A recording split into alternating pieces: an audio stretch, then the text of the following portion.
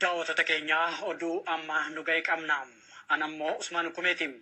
Akkasumas waahilli keenya toora iskaayipiitiin kan nu wajjin jirus Dajanee Guutamaatiin. Oduun amma nu ga'e godina Shawaa Lixaatti lubbuun namoota 4 darbee jira.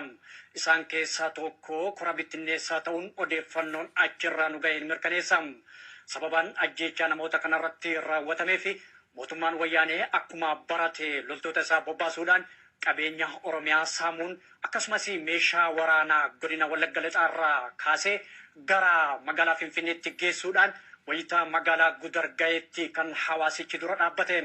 Haaluma kanaan kallattiidhaan uummata irratti dhukaasa roobsaniin namoonni 4 darbuun lubbuun akka galaafataman odeeffannoon nu ga'ee jira.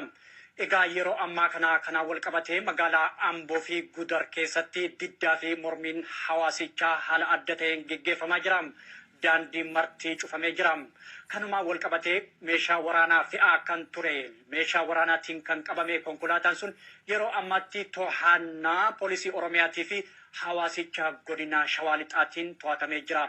Egaa daawwattoota keenya haala gamas jiru kallattiidhaan hordofnee jira. Fuulduraa duubaan hawaasa keessaa namoota magaalaa Ambootii fi Gudar dubbifnee kan qabannee dhiyaannu ta'a. Mee Dajanee atis gama keetiin maal hordofte yeroo ammaa kanatti godina Shawaa Lixaa magaalaa Amboof Gudar haala akkam keessa jirti gama keetiin maal qabda?